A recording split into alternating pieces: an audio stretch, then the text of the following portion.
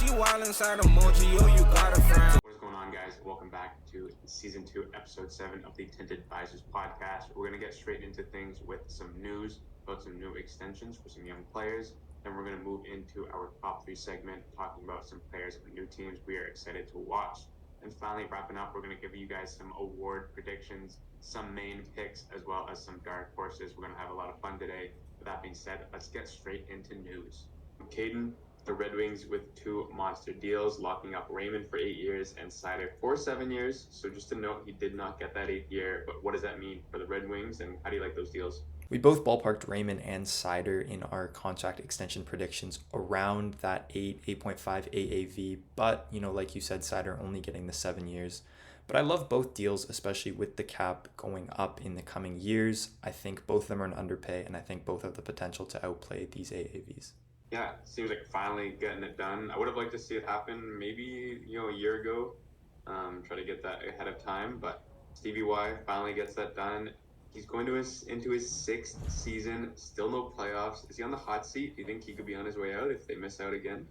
Yeah, there was a lot of hype around the Yzer plan, and so far it doesn't really have anything to show for it. If the Red Wings do end up missing the playoffs yet again in a very strong Atlantic division, I wouldn't necessarily blame Stevie Y, but I do think he would be on the hot seat as the Red Wings would be looking to have to make a change. I mean, like you said, so many people were, tying the parade as soon as he got hired in Detroit, and, he did some decent work, but, he got rid of some bad contracts, but kind of replaced those bad contracts with guys like Ben Sherratt and, Andrew Copp. Like we said, like the extensions for the 2 young guys, and hopefully they can make the playoffs and put all that noise to bed. Moving on to the second team, the Dallas Stars, getting Thomas Harley for a 3-year bridge deal, and then also extending Esa Lindell. I think he's 30 years old, and he's got a 5-year contract. What does it mean for Dallas? Do you still like their depth? Keeps the contention window open. I think a little bit of an overpay for Lindell, but very solid defensive top 4 D-man. Can't really complain about that. Then the Thomas Harley extension, you're kind of kicking the can a little further down the road. I would have liked to see them lock him up for the full 8 years. After the 3, he's going to want a lot more money.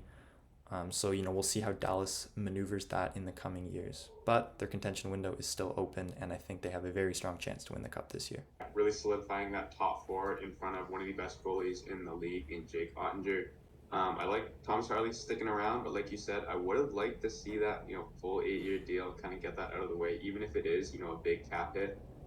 It would save some more money down the road when that 3 years is up. But Esa Lindell, good defensive defenseman, lock him up for, I think it's below average or below market price, so good for them. Thomas Harley, 47 points this last year. Do you think that's sort of, the ceiling that we're going to see from him? He's kind of getting sheltered by Heiskanen minutes. As long as he's playing on the Heiskanen pairing with Heiskanen, I think he will continue to produce on a very solid Stars team. I wouldn't say 47 is the ceiling. I wouldn't say it's his floor either. I'd say his floor is probably around 30, 35 points, and he could go up to as high as, I think, 55, maybe touch 60 this year. Well, let's hope, because he is on my fantasy team, so I would love the extra points. A couple more extensions to go. Dylan Guenther, 8-year deal, 7.14. He's only got like half a season to show for that. Could become a big payoff, but what do you think of that deal?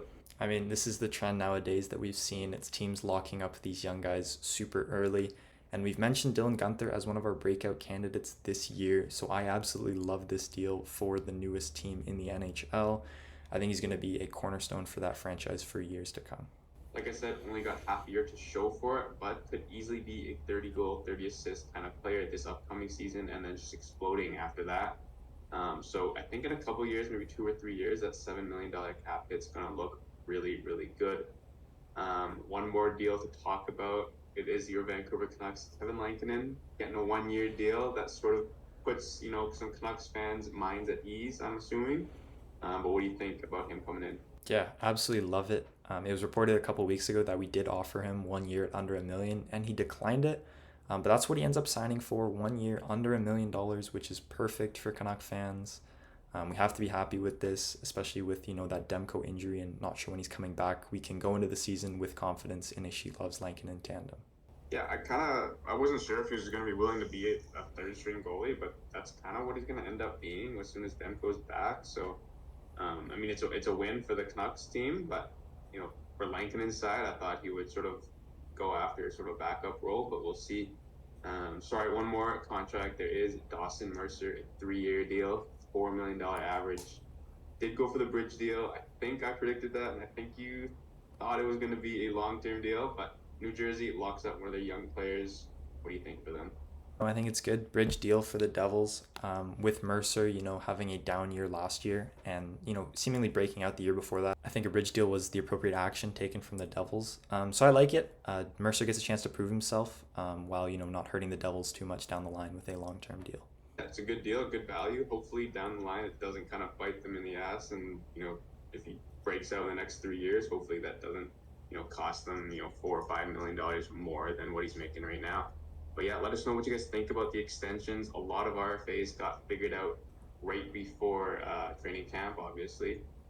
One more yet to go is Jeremy Swayman, so we'll see how that sort of ends up. I think at this point, Boston's kind of just got to go into the season expecting to run a Corpusalo and Brandon Bussi tandem.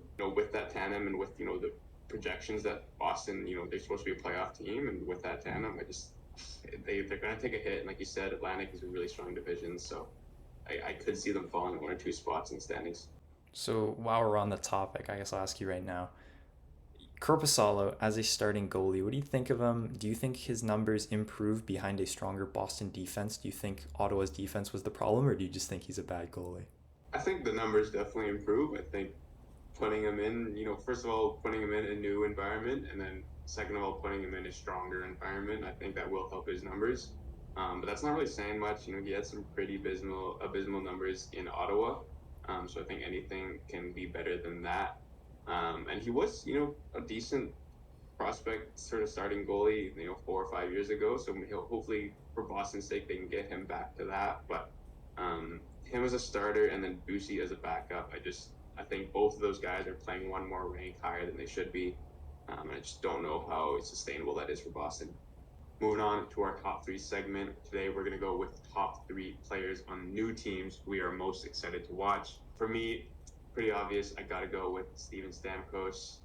Not too sure how many Lightning games we're going to be tuning into this year, but you can bet I'm going to be tuning into a lot of Predators games. Fresh off 40 goals, and I think playing with a guy like Marc Berceau and even Tommy Novak down the middle, I think he can still produce some pretty good numbers. I would say, 35 goals, 30, 40 assists, maybe be a 75-point player still.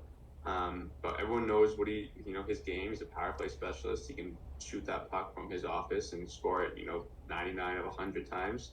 The one thing for me, his 5-on-5 play, it did take quite a dip in the past few years. So Marchessault and Novak would kind of have to play a little more defensive-minded to sort of make up for that. But I'm really excited to see how he can produce on this team, and I'm really excited to see how the team overall can do in the Central Division. Yeah, it's going to be a super fun team to watch, and it'll be fun as well to watch Stamkos gel with this new team. And even if, you mentioned his 5-on-5 play, and even if it takes another hit, at the very least, you know what you're getting in Stamkos. You're getting a leader in that dressing room, a guy who knows how to win. And most of the guys in that Predator dressing room, I don't think they've made it out of the first round. I can't tell you, maybe in the bubble, but Stamkos, he knows what it takes to win, so that is a huge addition for an inexperienced Predator team. My first one, we're going to go with Anthony Duclair joining the New York Islanders, and I'm hoping he gets to play the full year with Barzal and Horvat. I think that would be quite the electric line, and if he's able to stick on that line for the whole year, I think that's a very solid first line, and I could see him scoring 65, 70 points. But yeah, getting to play with Horvat, everyone wants to do it. Only few can, so Duclair hopefully is one of the lucky ones. Quite the honor to be suiting up with Bo Horvat on your line. But it's a good pick. I think it's one of the more underrated signings of this offseason. Everyone kind of forgets that he's, with the Islanders now. I'm excited to see how he can do with the Islanders. Going with my number 2 pick, I'm going to go with Jeff Skinner. I still think his potential 30, 35 goal scorer, especially if you plug him on either McDavid or Draisaitl's line. I still am a bit confused why Buffalo bought him out. But I think, that's sort of a blessing in disguise for him because he can really compete with Edmonton and they can go for a cup this year. I think he can be a huge part of that depth, especially coming in at a pretty reasonable $3 million cap hit. we talked about that Buffalo move in the offseason. Super confusing, but I guess they want to give the ice time to some of the young guys. But love the signing for Edmonton. Like you said, Draisaitl or McDavid's wing. I also think he's going to produce. That's a great pick. My second guy I'm super excited to watch. It's going to be Linus Ullmark going to the Ottawa Senators. And, just a couple headlines surrounding it are what intrigued me the most. Like, was goaltending always the problem in Ottawa? And can Ullmark fix it and get back to being a Vezina caliber goalie? He has the chance to have the biggest impact out of all the movers this offseason, I think. With him, Ottawa is, instantly a playoff contender, and their chances of making the playoffs improve significantly with him between the pipes. It's a great pick. It is so great that I also have that as my third pick. But like you said, he could really come in, step in, and be an X factor for that Ottawa team. I think, contract talks are kind of stalled right now, and that's not a problem, right? They can just play it out and see how the season goes. And, for him, it's kind of win-win. He can come in, he can do really well and, sign long-term, or he can come in, have a subpar season and just look elsewhere at the end of the season. But, I think he has a really big shot here with Ottawa, and I think, he could be, the best starting goalie they've had since probably Craig Anderson, which was at this point 7 years ago.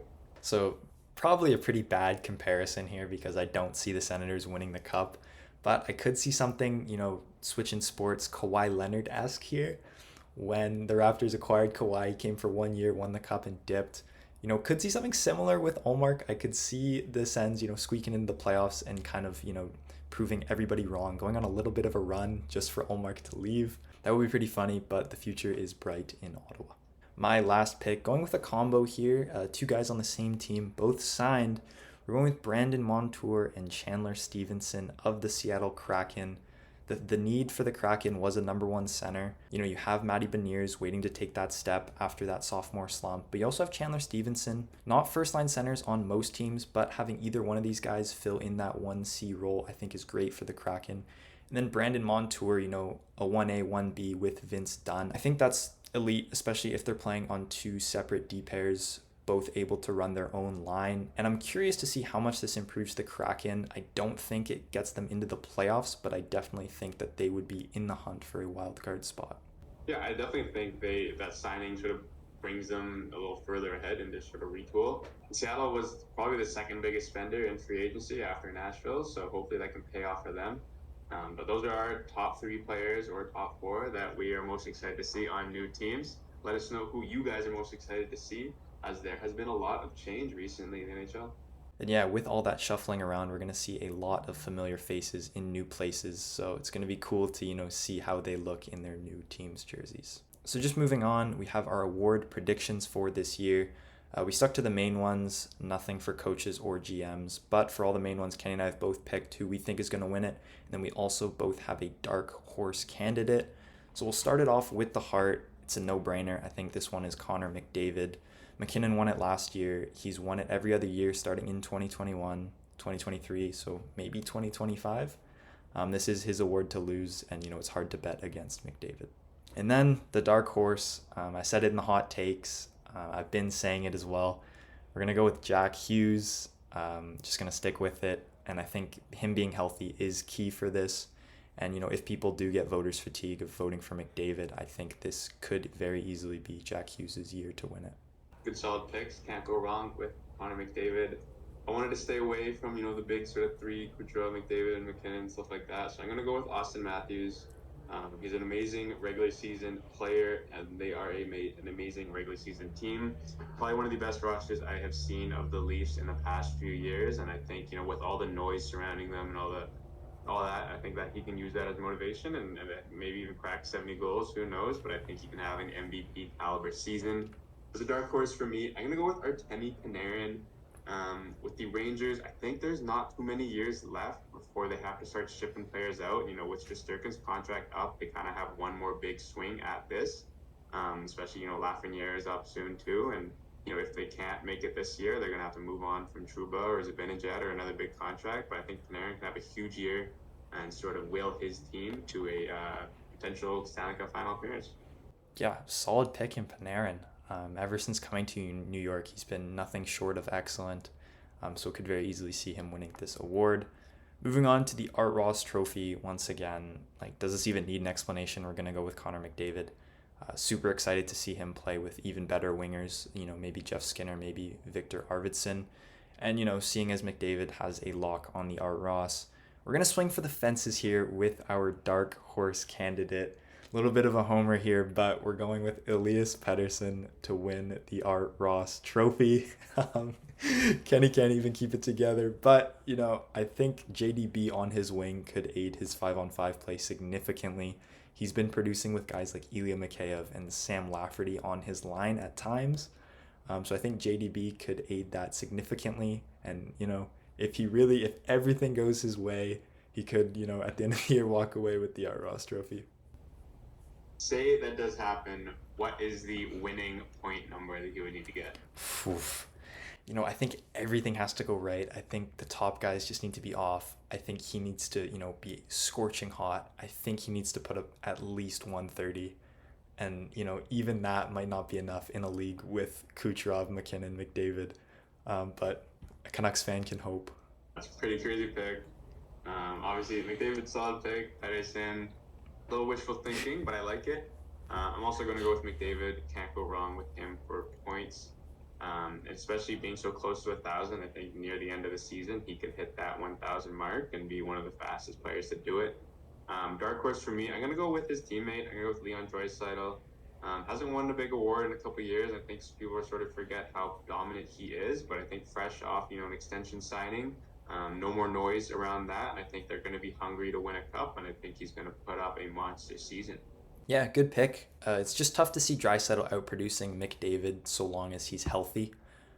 So, if McDavid were to get injured or miss a little bit of time, Draisaitl could definitely step up and win this award. Moving on to the Norris, we have Cale Makar. He came in a close second last year to Quinn Hughes. I think it's his to lose this year. And then the dark horse here, we're going to go Rasmus Dahlin, the former number 1 overall pick. And, if everything goes right in Buffalo and they're competing in that wild card and they manage to squeak into the playoffs behind, 85, 90 points from Rasmus Dahlin, I think he at least finishes in the top 3 for the Norris voting. Definitely like that pick. Didn't even cross my mind, but I do really like that. I'm going to agree. I'm going to go with Cale Makar, arguably the best defenseman in the league. And with the Vancouver decor kind of taking a hit, I do kind of see Quinn Hughes' numbers dropping just a little bit. And I think Makar can sort of take full advantage of that and sort of swing for 90-plus points again.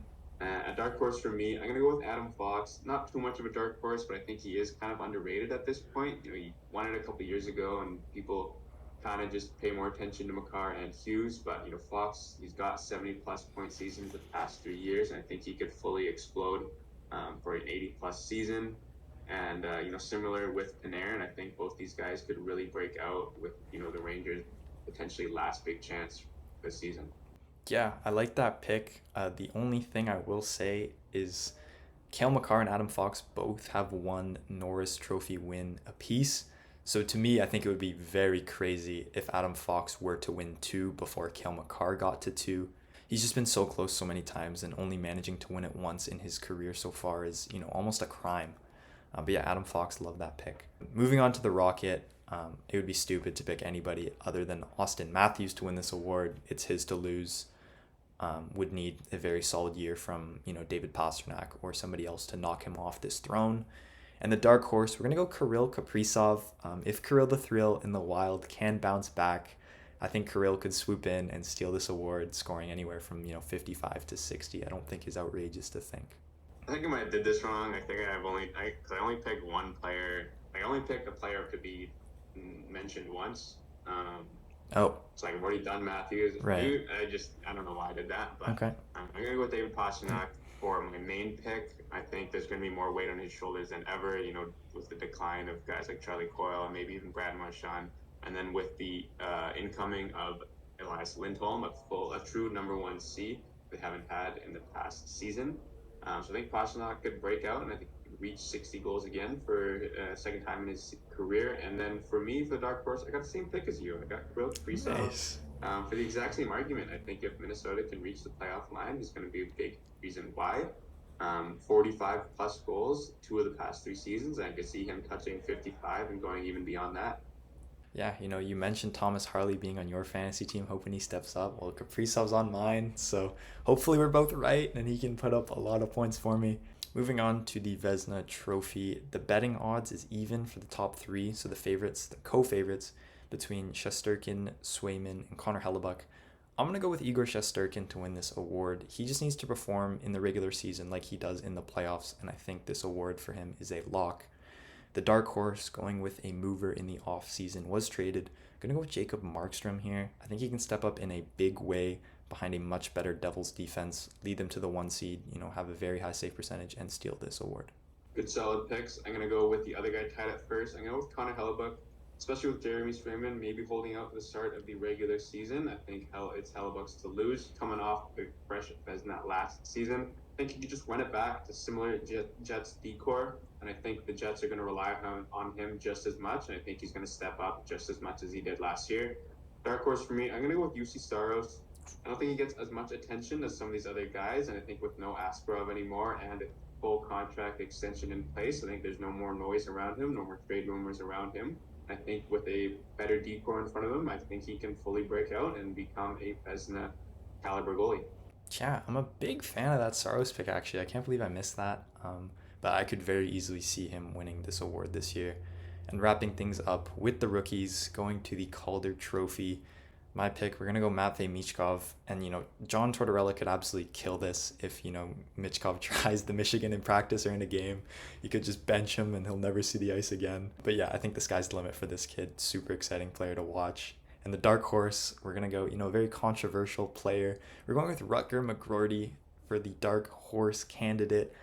If he can hit the ground running, I think he may find his way onto Crosby's wing, onto his line, and I think, put up 50, 60 points, I think, if he's on Crosby's line. But yeah, controversial player. We'll see how he's able to develop in the NHL. Yeah, you mentioned controversial player, and my mind kind of went to Cutter Gauthier, and just the fact that there's two controversial rookies already in their career is just pretty crazy. But good picks. I could definitely see both of them, putting in a pretty good case. And I got Michkov as well as my main pick. I think he's going to get all the chance in the world. He's going to play with all of Philly's best players, and hopefully he can put up as many points as he can. Would love to see sort of a 30-30 season from him for 60 points. I don't think that's too out of reach for a guy of his caliber. And then dark horse for me, I'm going to go with Lane Hudson, mostly just because he's on my fantasy team. Just kidding. But I think he's going to get all the chances. They do have Caden Gooley, so I think maybe they'll kind of split number 1D duties, but I think Lane Hudson could be the quarterback on that power play. I think he could be their number 1 guy when the dying seconds of the game. I think he can, shoot the puck. He can find his teammates. I think he's got all the tools in a world to be, 45, 50-point defenseman as a rookie. Yeah, great pick. And when I was looking at rookies for the dark horse, I saw Lane Hudson and I was thinking about doing it, but something told me that the guy on the other side would be picking him. Of course he did. But yeah, I think a big year for Lane Hudson is imminent. Super exciting prospect. But yeah, that wraps up our award predictions. Let us know who you guys have for these main awards. I think, as solid as most of these picks could be, it could honestly be all over the board, and could have some guys we didn't even mention winning the trophy. All right, guys, that wraps up our episode. Let us know what you guys think. Let us know if you agree or disagree with our picks. We're going to get some standing predictions up on Instagram in the next week, and then we're going to talk about it in the next episode, so make sure you go check that out, as well as all of our other socials. But with that being said, until next time, we will see you guys soon. Gun you down, she wild inside emoji, you got a frown. Tomato to my haters, hope